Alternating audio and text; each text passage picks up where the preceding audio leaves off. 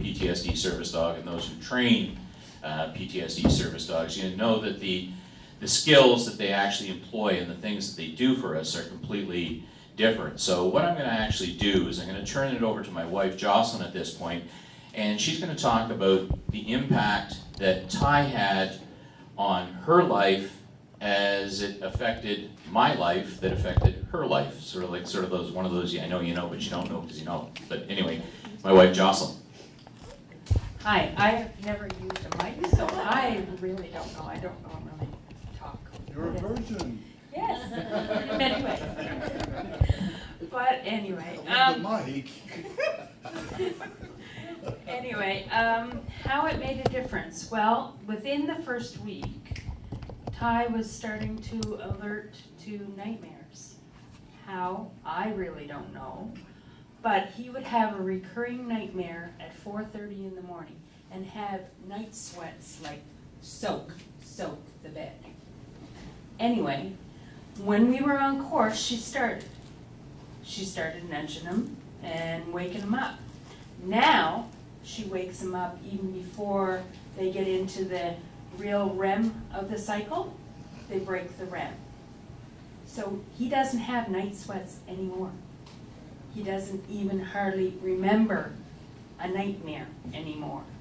He has a couple of rough nights, but no sweats. I am not tossed and turned out of bed anymore. And we've always slept in the same bed, even from day one. Not only has our home situation is a little different than even some of you, because we have, on top of PTSD, we had a daughter that was very, very ill. And at age 8 years, she was diagnosed with the spinal cord tumors. At age 9, they returned, which they never were supposed to. And age 10, they gave her 6 months to a year to live. So on top of PTSD world, we had a daughter that's supposedly dying. Meanwhile, she's 25 now and still has very physical issues, but goes to university, but the whole world on its own. So we not only have that, but we have other things on top of it, so he is a total mess. He is not dealing with anything. He almost loses, well, he did lose a business over it, because he just wouldn't deal anything. Anything that came in any type of brown envelope was thrown in the back of the car. He didn't deal with anything. I borrowed his car one day, and there was the mountain of envelopes. Didn't matter if it was a bill or whether it was information about anything. He didn't deal with anything.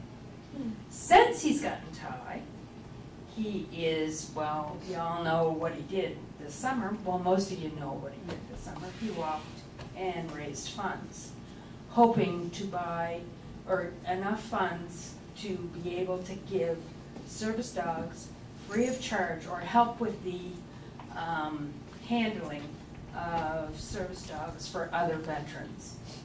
That's all Pause for Thought does. It doesn't match up veterans with service dogs. That's for the intake school to do.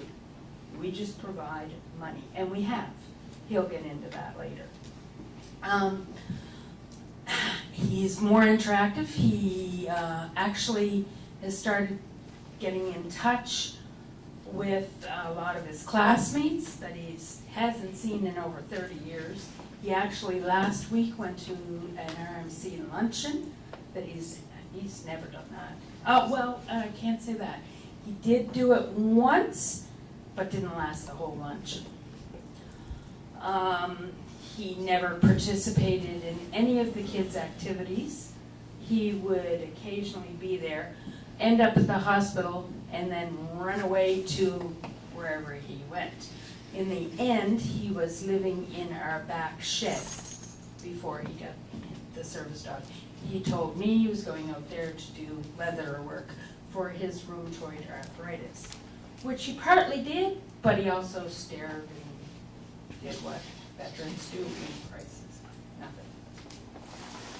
So after he got Ty, and he rode on his motorcycle, we did get out on his motorcycle, but he didn't really have to interact with people.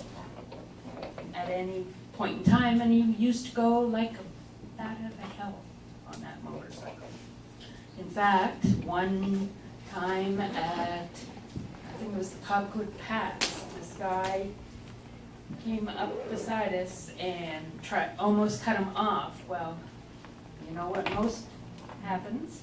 Yes, he went and tried to race him down and take the picture of the license plate and get after him and all this. Me on the back was saying, calm down, you're not doing this, you're not, calm down, calm down. Anyway, it all worked out in the end that he did behave. Since he's gotten the dog, there's no the anger, there is still anger, as some of you might see. He gets very hyped up, but it comes down quicker than it ever has before. It used to go up and stay up there for days. Now, it may be an hour or two, or even shorter, which is improvement. It's all a Your mic growth. is off. Yeah. Anything? Hello? You. Did I do? See, I don't know these things. For it to work, the printer will have to talk into it. Nope, Nope. it's dead. No, good. Battery Battery Oh, battery died? Back to the other one. You guys just talk too much.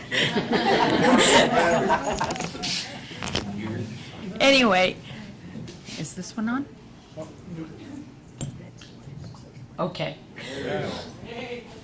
Anyway, so now he doesn't be as aggressive as he used to be. I mean, he does still have his moments. It's a work in progress. It is not an instant fix, but it's 80% better than it was. What? You want? Almost. Okay. Anyway, Ty also watches his back in public. We now go shopping together.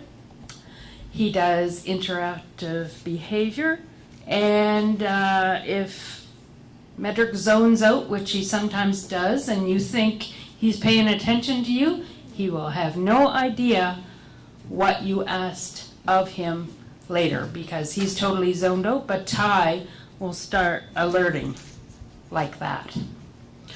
Anyway, enough said, and he will continue because I'm not a public speaker. Thanks, Joss.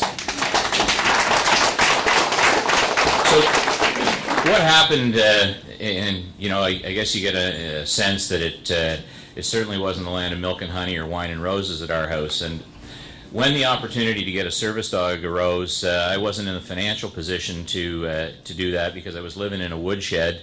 You know, things were not going well, and I reached out to the Legion, who stepped up and helped me acquire my service dog. And a few months after I'd gotten her,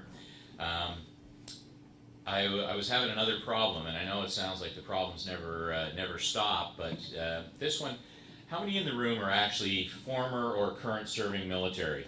Show of hands. Okay, so some of you don't understand what I'm about to say. The rest of you who are there know exactly where this is going to go. By mid-November, I was having a real crisis, and it was more a sense of guilt, and it was because I had been spared. The suicidal ideation wasn't in play anymore, and a lot of the things had started to change. Except I knew that there was a lot of people that were just like me, and I was feeling a huge sense of guilt because I had survived something that had killed others, and we know that it does. And it was about what we'd learned day 2 in the military.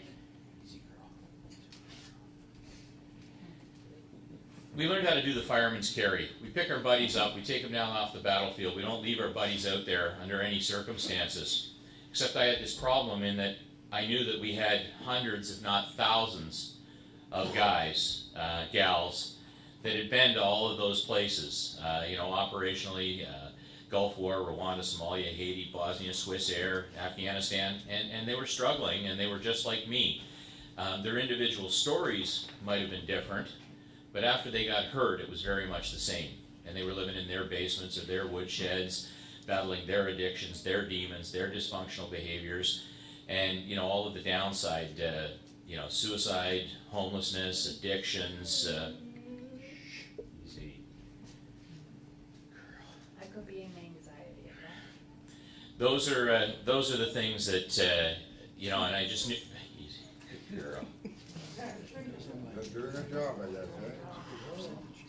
Yeah,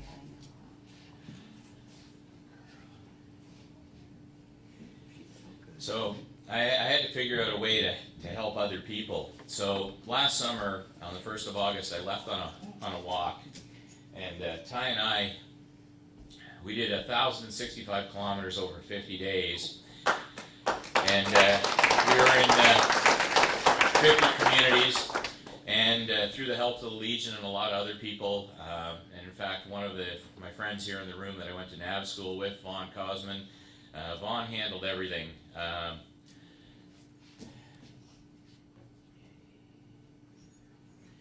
I walked and talked, and we raised a lot of money. And when it was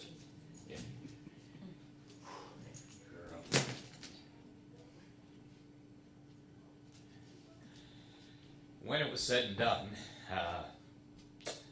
we sent money to the Canadian Service Dog School, to MSAR, to Citadel Canine, to CARES, and when the dust all settles, somewhere between 23 and 27 veterans are going to wind up with their service dogs because of our walk. And that was made possible through the support of a lot of people in the public and a lot of the legions, including the one here in Manotick, who stepped up. And actually the day I was here in Manotick, I met with the Honorable Julian Fantino, and he committed to undertake a research assessment to the use of PTSD service dogs, because we had to have a major educational session on the difference between a service dog and a therapy dog, because they weren't getting that difference alone. We also had the opportunity to meet with Gordon Moore, the Dominion President of the Royal Canadian Legion, Guy Perron, the Veterans Ombudsman, met with Justin Trudeau, Jim Karagianis, at least another dozen members of Parliament, and we're pushing towards the goal of getting the government to step up and start funding the use of service dogs, because I'm preaching to the choir in this room. We're all here for the same reason, and we know what that is. And the need for standardization and accessibility. I'm going to share with you a story that, very quick story. One of the dogs that MSAR, Stuart Murray, is working with down in Halifax, went to a very large national chain recently. And on the Monday, the team was welcome there, and the dog was clearly identified in her in-training vest, and everything was good. And by Tuesday, when she went back to continue her training, she was told not only was she not welcome, the dog wasn't welcome, nor was any service dog, certified, training, guide dog, anything, not required.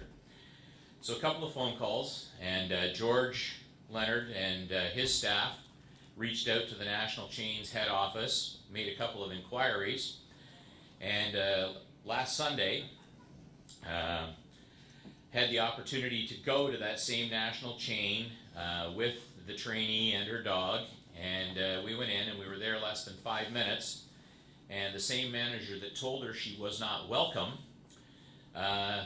came charging over, and we weren't exactly sure how this was going to turn out. But the short version is that they now understand that they've made a mistake. There is a formal apology going to be issued to the lady and her dog. I'm not sure if the dog's going to do anything other than maybe use it as a crate liner. But the fact of the matter is that incident, along with the fact that another PTSD service dog team was told to leave the Dartmouth General Hospital 3 days later by a medical doctor who supposedly said he had Afghanistan experience and only a mobility dog could stay, that he didn't recognize a psychiatric service dog.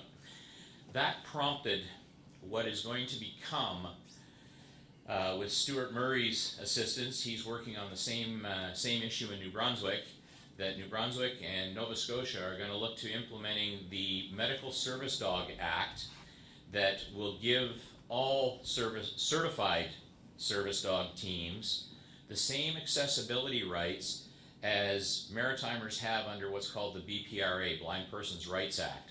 Because guide dogs are specifically covered under one set of legislation, yet all other service dogs fall under the Charter of Rights and Freedoms, and we all know how clearly written that legislation is. So, has Ty made a change in my life? Oh yeah. And has she helped change some other veterans' lives? Oh yeah. And I'm going to wrap it up, but before I do, there's one other gentleman who just snuck in, and I'd be very remiss if I didn't say anything. Gary, you got to be my shadow, buddy. Nice to see you. Gary Pond came out on the road with us this summer, I don't know, 20, 25 days? Serious? How many, Gary? Probably 15. 15? Okay, maybe I missed by a couple, but you were out there a lot. So, ladies and gentlemen, as we sit here over the next, the remaining day, the work we have to do in terms of developing a standard so that we can push forward for accessibility so that others of our wounded brothers and sisters can get the help that they need and the access in public, that's something that's really important. Thank you.